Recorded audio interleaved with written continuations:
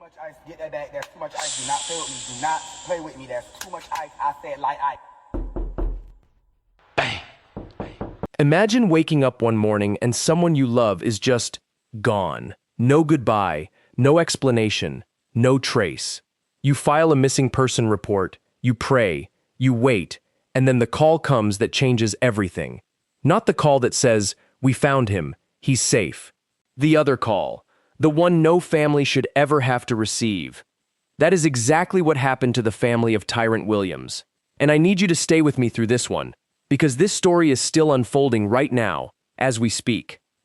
Before we get into it, if you're new here, welcome to The Last Witness. This is the channel where we sit down and talk through cases that matter, cases that deserve more attention than they're getting, cases where real people, real families, real communities are still waiting for answers. If this is the kind of content that moves you, please take 2 seconds right now and like this video, subscribe to The Last Witness, and hit that bell icon so you never miss an update. Because trust me, this is one of those cases where we are going to keep coming back as new information drops. You're going to want to be here for that. Now, let's talk about Tyrent. Tyrent Williams was 28 years old. 28. He was a young man from Montgomery, Alabama, a city that sits right in the heart of the Deep South, a city with deep history, deep roots, and unfortunately, deep pain when it comes to violent crime. Montgomery is not a small town. It's the state capital of Alabama. It is a city of almost 200,000 people, and in 2026, that city has been bleeding. The violence has been relentless.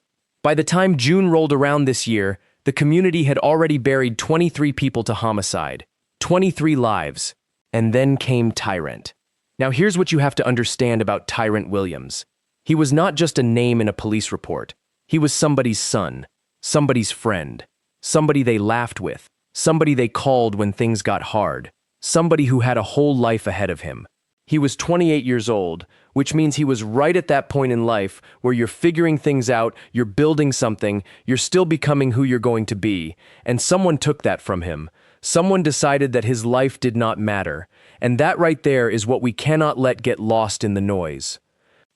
Now, let me walk you through what we know, because this timeline is chilling. At some point before June 21st, 2026, Tyrent Williams was reported missing. Think about that. His family or people close to him realized he was gone, and they were worried enough to pick up the phone and call police. A missing persons case was opened. People were looking for him. That means at least for a period of time, he was out there somewhere, and nobody knew where he was or what had happened to him.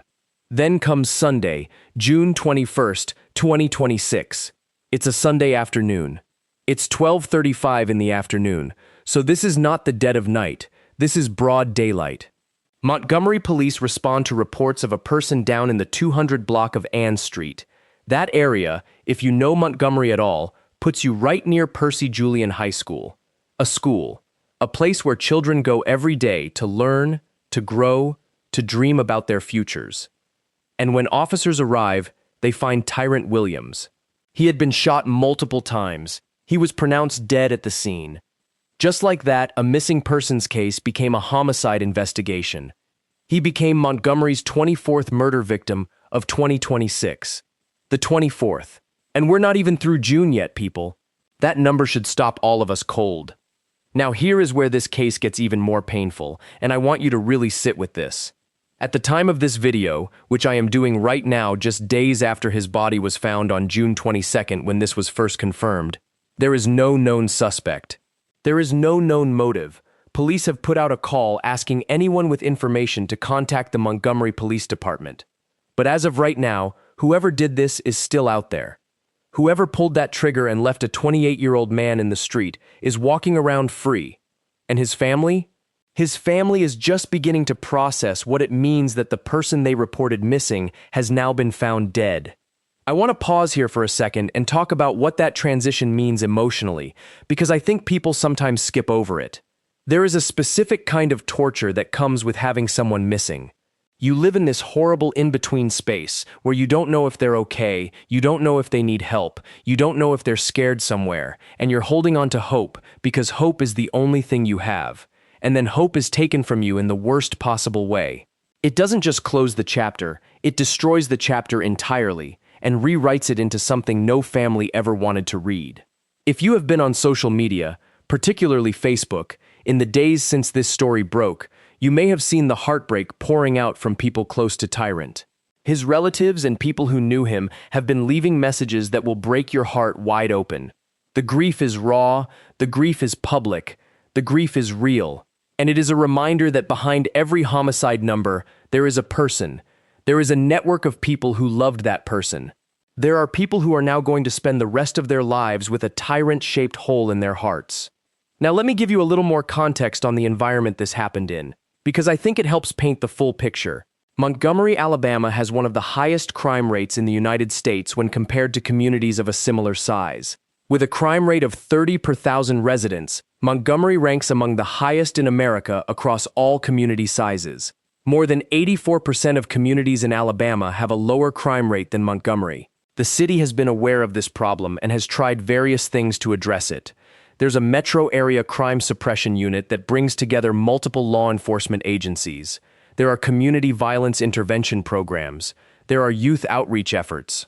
And yet, by June 21st of 2026, Tyrent Williams was the 24th person murdered in this city in less than 6 months. That is not just a statistic, that is a crisis. And what makes Tyrent's case particularly haunting is the fact that it started as a missing persons case. That detail matters more than it might seem at first glance, because it tells us that there was a gap, a period of time between when Tyrent was last seen by people who knew him and when his body was found. What happened in that gap? Where was he? Was he in danger? Was there something someone saw or heard that could break this case open? Those are questions investigators are actively working right now. Police found Williams' body after responding to reports of a person down, and first responders pronounced him deceased at the scene, with neither a motive nor a suspect known at that point. Let me say that again for the people in the back. No motive, no suspect, which means this is wide open. This is an active investigation. And in cases like this, the window of opportunity to catch whoever is responsible can close faster than you think. Evidence gets cold. Witnesses get scared. People who know something start to convince themselves it's not their problem. But here is what I know about communities that care. Someone always knows something. In a neighborhood, on a street, near a school, someone saw something on June 21st. Someone heard something. Someone knows why Tyrent Williams went missing in the first place. And that person has a choice to make. You can carry that weight in silence and let a killer walk free, or you can pick up the phone anonymously and give this family the beginning of something they desperately need, which is answers. Now, because this case is so fresh, there is still so much we don't know. We don't know the full circumstances of how Tyrent went missing, or when exactly he disappeared before his body was found. We don't know if there were any witnesses to the shooting. We don't know if this was targeted or random. We don't know if there were any prior incidents that could be connected. We don't know the direction this investigation is heading, or what evidence police may have that hasn't been made public yet. And that is exactly why we will be covering this case as it develops. The moment new information drops, the moment an arrest is made, the moment there is any update on this investigation, we will be right here breaking it down with you. Because Tyrent Williams deserves to be more than case number 24. He deserves justice. His family deserves answers. And this community deserves to know that his life mattered and that someone is going to be held accountable. So now I want to talk to you directly for a minute, because this is the part of this channel I love most. It's not just me talking at you, it's us thinking together. When you look at a case like this, a 28-year-old man, reported missing, then found shot dead in broad daylight on a Sunday afternoon near a high school, with no suspect and no motive, what does that say to you about the systems we have in place to protect people? See, because here is what I keep thinking about. Tyrent was already reported missing. The system was already aware that something was wrong. And yet the outcome was still a body on the ground on Ann Street. Does the missing persons system move fast enough?